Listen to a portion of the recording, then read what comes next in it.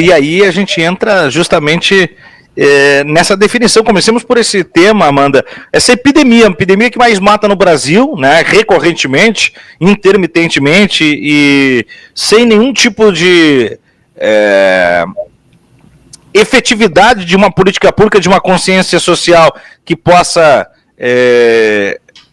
de alguma maneira, coibir os índices, é o feminicídio. Mas nos últimos dias a coisa deu uma largada, de tal maneira que nós temos desde episódios de um homem arrastando a companheira embaixo do carro, ao caso do Calvo do Campari, indo para o cara que mata o filho para penalizar a companheira, e aí eu poderia continuar aqui mais uns 10 minutos falando só dos últimos dias.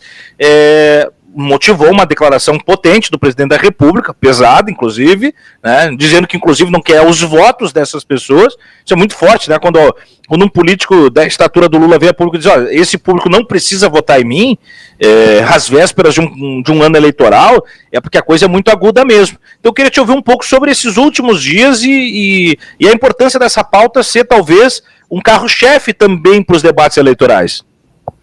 Tiago, a gente está num momento em que, para travar essa batalha contra o feminicídio, contra qualquer tipo de violência contra a mulher, e aí eu incluo até aquela cantadinha, né, que parece uma gracinha, mas que na verdade ela agride também mulheres que não querem ser encantadas com esse tipo de discurso. A gente precisa de uma luta que seja unificada, então a gente precisa muito da participação dos homens. A gente precisa muito da participação de homens que tenham consciência política, que tenham consciência de classe, que saibam e que tenham consciência de que o que está acontecendo no nosso país com relação aos índices e a esses casos de violência contra a mulher não é algo que pode ser tratado como algo banalizado, né? A gente está vendo uma explosão de indicadores negativos. Eu estava olhando ainda há pouco, a gente tem no Brasil, dados de setembro, pode ser que tenha aumentado, tá? 187 casos de violência sexual por dia contra mulheres. E a gente vai ver esses números horríveis em vários níveis, em várias escalas, de todos os tipos de violência. O feminicídio, ele é o ápice, porque ele leva as mulheres a morrerem. Então, a gente precisa muito que os homens também encampem a nossa luta. E eu acho que esses atos, eles ajudam a partilhar essa angústia com os homens que são nossos aliados, que têm que fazer parte dessa batalha, inclusive e principalmente os homens que são tomadores de decisão. E aí a gente vê, né, a presença do presidente Lula tentando também sensibilizar os cidadãos brasileiros, porque o Lula, ele não fala só com o campo progressista, ele é o nosso representante, ele fala com direita, ele fala com centro, ele fala de esquerda, com a esquerda. Então, quando ele toma posse do discurso, ele está lidando ali com muita gente. E é muito importante a participação dele, tanto no nível discursivo, quanto no nível de promoção de políticas públicas. E claro, né, eu tenho falado muito, Tiago, sempre que eu abordo a pauta do feminismo, que é uma pauta da minha luta cotidiana desde que eu sou menina, eu sempre tento chamar atenção para a política. Porque tem muita gente que tenta capturar também essa agenda, e a gente vê um caso clássico da ex-ministra Damares Alves.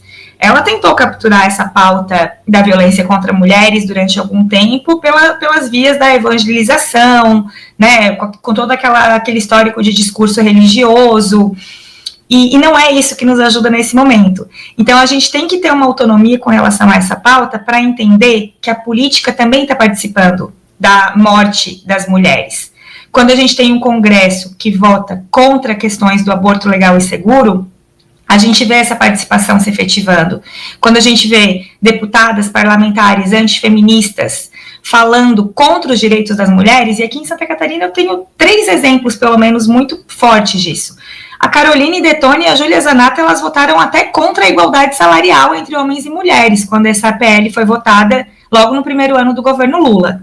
E a gente tem também a deputada Ana Caroline Campagnolo, uma deputada estadual que ganhou notoriedade nacional esses tempos porque ela brigou com Carlos Bolsonaro, que ela é uma deputada que vem de uma agenda antifeminista e que ela vota contra todos os direitos das mulheres possíveis e imagináveis. Então, quando a gente tem esse discurso político se intensificando na nossa comunidade, na nossa sociedade, a gente autoriza os homens a matarem mulheres. É uma conta completamente lógica e racional. pessoas que têm poder de decisão e que legislam e usam o seu poder, que já é algo tão difícil da gente ver uma mulher conquistando, para legislar contra mulheres, são coautores, são corresponsáveis por esses crimes. Então é um momento que a gente tem para tentar trazer mais gente para esse debate e chamar a atenção também de mulheres de direita, de mulheres conservadoras, de mulheres religiosas, que a gente está morrendo por conta desse discurso, que não é um fenômeno isolado na sociedade, é um discurso que está se espalhando, com também a questão das redes sociais, que eu vi a companheira que deu entrevista ainda há pouco, falando, a gente precisa de regulação das redes sociais. O Red Pill, o homem da Campari, ele ganhou notoriedade nas redes sociais por vender discurso que incentiva violência e morte de mulheres. Então a gente precisa realmente unificar e tentar chegar a um coletivo forte para que isso incida nas políticas públicas que ajudem a gente a existir nesse planeta, né, no nosso país, mas também no mundo.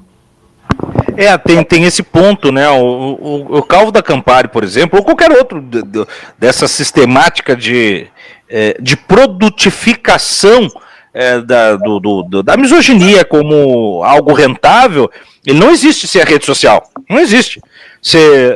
Esse cara, ele tem essa atitude na rede social, é claro que ele materializa ela no mundo real, mas ele só lucra, e por isso ele vende isso, com as redes sociais. E sem a regulamentação, é um campo muito fértil para esse tipo de lucro, como todos os outros abusos a direitos humanos, né? Você só vai ver o racismo se perfectibilizar das redes sociais para o mundo real, né? No mundo real ele é mais coibido, o sujeito tem um pouco mais de contenção, né? Ele não pega tanto volume, porque imediatamente que o sujeito vai ser racista ali, alguém já chama uma autoridade policial, alguém já faz uma intervenção, filma o cara e pronto, isso aí vai coibindo, né? Agora, enquanto não tiver essa regulamentação, fica difícil mesmo. E aí isso liga a pontos que parecem não ter conexão, mas tem. Você fala aí de parlamentares de nível estadual a federal, e a gente olha para fora do país e vê que, por exemplo, o interesse de apoio desses parlamentares de extrema-direita ao Trump hoje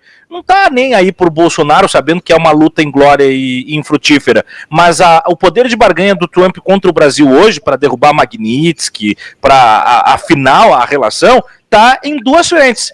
As terras raras, que também é um problema, mas em especial a não regulamentação das redes sociais. Porque com a não regulamentação das redes sociais, essa gente segue lucrando e segue se elegendo. A Campanholo, essa é uma que, olha, eu vou dizer, ela vai sair grande demais dessas ações recentes.